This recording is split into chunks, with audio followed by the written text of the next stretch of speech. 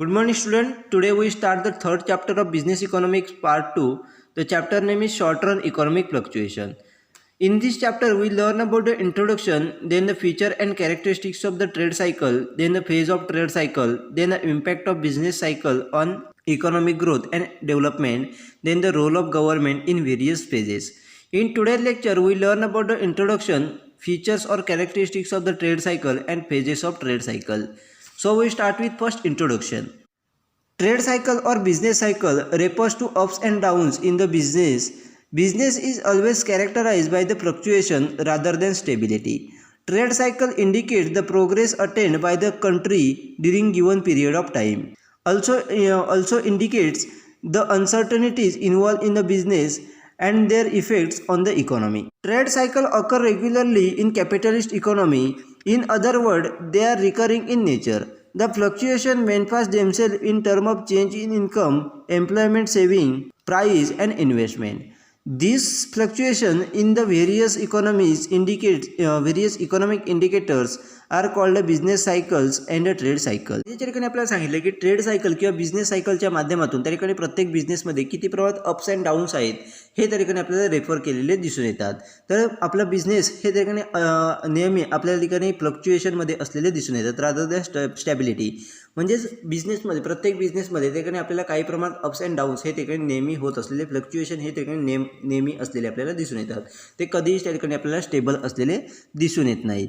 तर त्या ठिकाणी ट्रेड सायकलच्या माध्यमातून काय केलं तर ट्रेड सायकलच्या माध्यमातून त्या ठिकाणी आपल्याला एका ठराविक पिरियडमध्ये त्या ठिकाणी कंट्रीमध्ये कोणकोणत्या पद्धतीने त्या ठिकाणी प्रोग्रेस झाली आहे हे इंडिकेट करण्यासाठी ट्रेड सायकल ही यूज केलेली आपल्याला दिसून येते.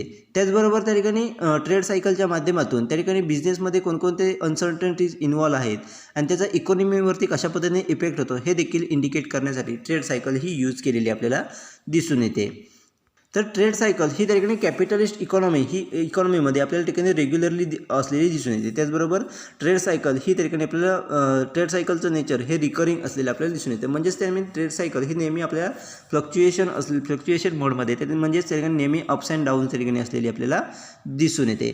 तर हे फ्लक्च्युएशन आहे ते त्या ठिकाणी का होत असतात म्हणजे ट्रेड सायकलमध्ये वेगळ्या प्रकारचे फ्लक्च्युएशन आहे. ते फ्लक्च्युएशन कोणत्या गोष्टींमुळे होत असतात तर चेंज इन इन्कम म्हणजेच इन्कममध्ये होणारे चेंज असतील, त्याचबरोबर एम्प्लॉयमेंट असेल, सेव्हिंग असतील, प्राईज असेल, इन्व्हेस्टमेंट असेल, यासारख्या गोष्टींमुळे त्या ठिकाणी ट्रेड सायकलमध्ये मोठ्या प्रमाणात आपल्याला फ्लक्च्युएशन हे झालेले दिसून येतात.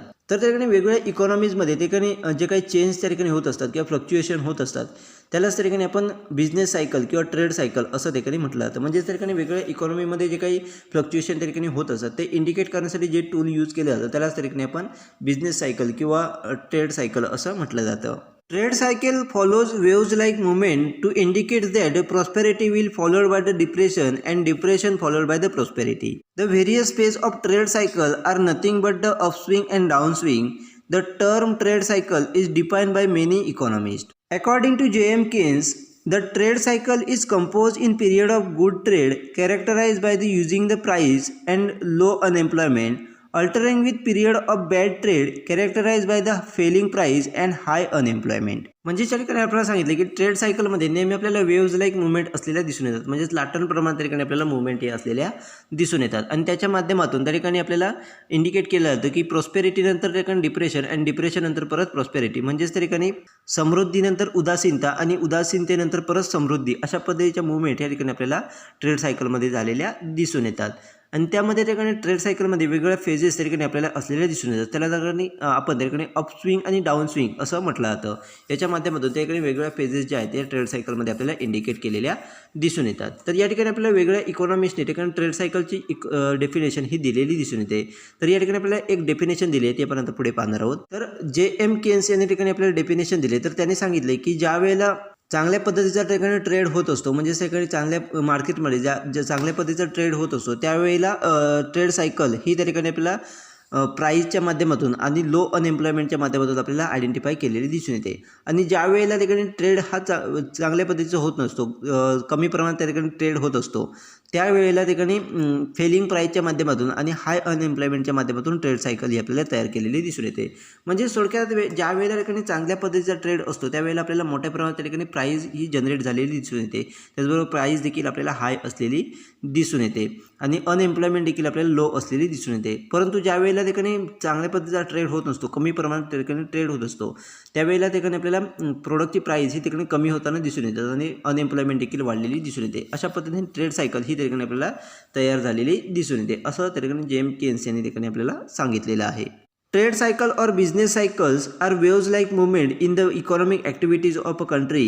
The fluctuation in variables like income, output, price, etc. reflect on the waves like movement. म्हणजे ज्या ठिकाणी आपल्याला सांगितलं की प्रत्येक कंट्रीच्या इकॉनॉमिक ॲक्टिव्हिटीजमध्ये ठिकाणी ट्रेड सायकल असेल किंवा बिझनेस सायकल असेल, यांच्यामध्ये आपल्याला वेव्ज लाईक मुवमेंट या ठिकाणी आपल्याला असलेल्या दिसून येतात. म्हणजेच लाटांप्रमाणे त्या ठिकाणी आपल्याला मुवमेंट या ठिकाणी असलेल्या दिसून येतात. तर असं का होतं, तर त्या ठिकाणी आपल्याला इन्कम असेल, त्याचबरोबर आउटपुट असेल, प्राईस असेल, यासारखे जे काही व्हेरिएबल फॅक्टर आहेत त्यांच्यामध्ये आपल्याला फ्लक्च्युएशन्स यासारख्या व्हेरिएबलमध्ये त्या ठिकाणी आपल्याला फ्लक्च्युएशन हे झालेलं दिसून येतं आणि त्याचा इफेक्ट हा ठिकाणी आपल्याला त्याचं रिफ्लेक्शन हे ठिकाणी आपल्याला वेव्ज लाईक मुवमेंटवरती ठिकाणी ट्रेड सायकलच्या किंवा बिझनेस सायकलच्या आपल्याला झालेलं दिसून येतं.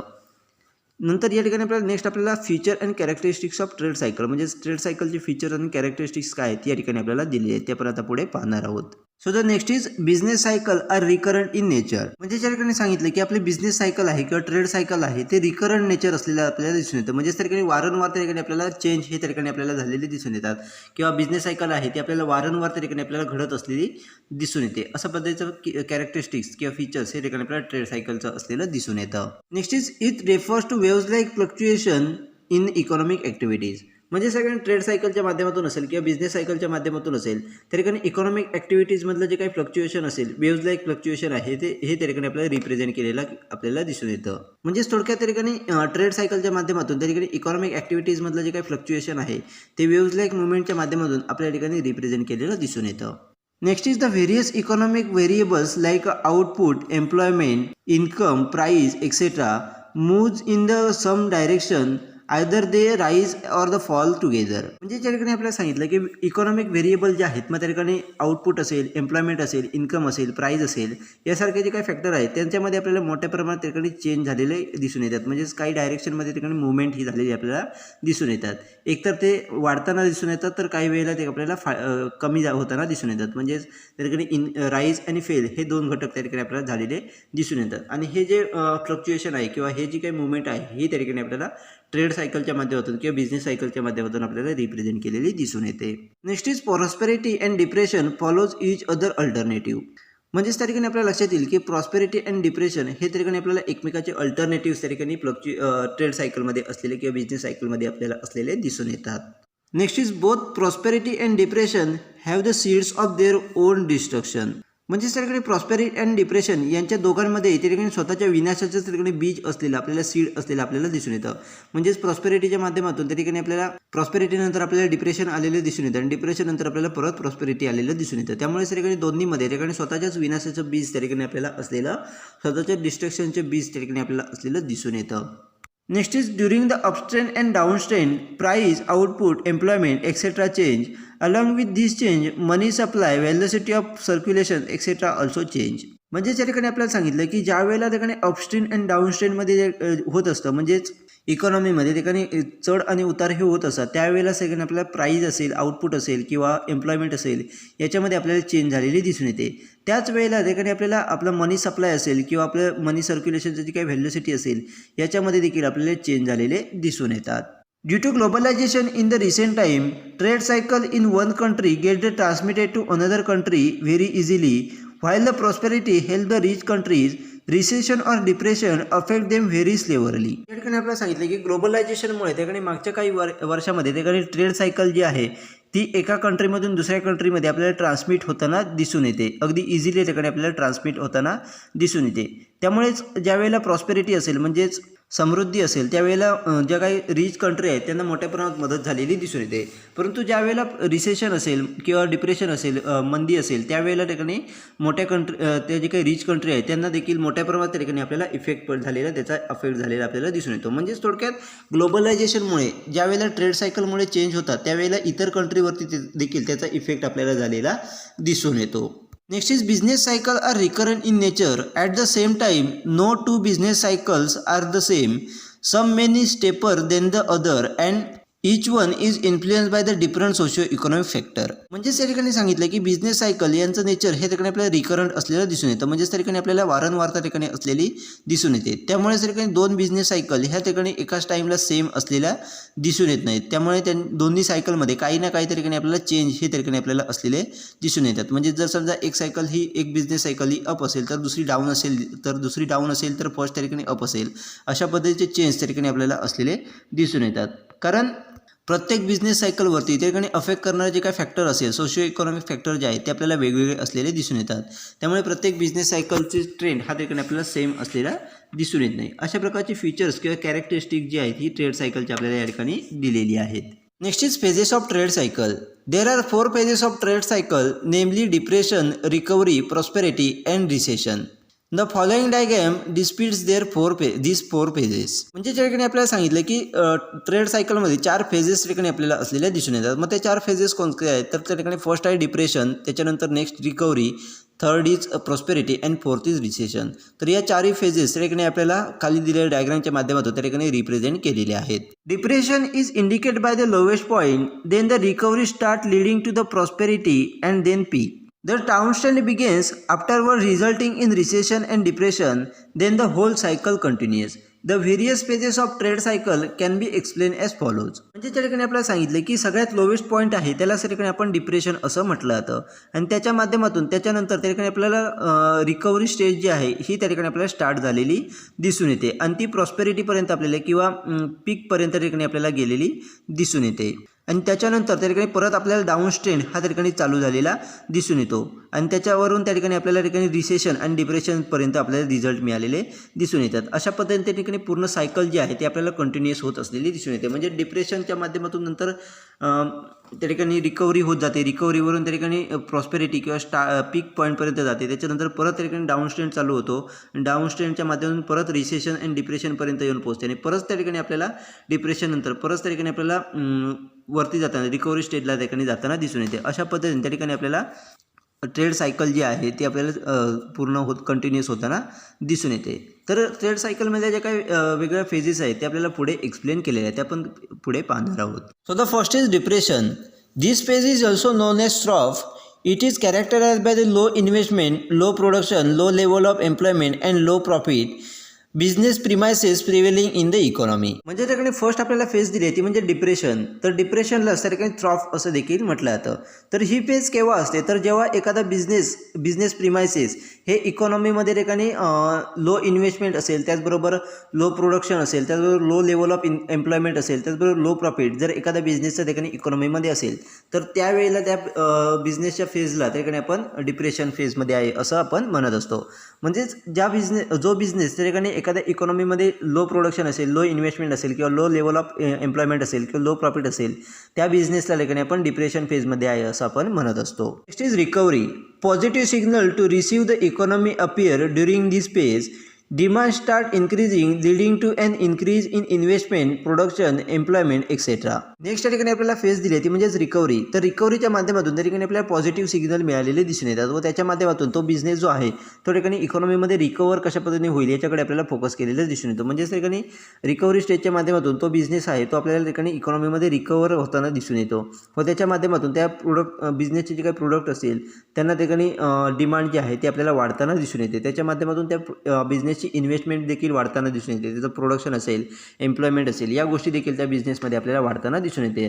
म्हणजे थोडक्यात जो काही डिप्रेशनमध्ये गेलेला बिझनेस असतो तो रिकव्हरी स्टेजमध्ये ठिकाणी आपल्याला परत रिकवर होताना दिसून येतो व आपलं जे काही इन्व्हेस्टमेंट आहे, प्रोडक्शन जे आहे, एम्प्लॉयमेंट जे आहे याच्यामध्ये परत आपल्याला वाढ होताना दिसून येते. Next is boom or peak. When the trade cycle reaches its higher points it is known as boom or peak.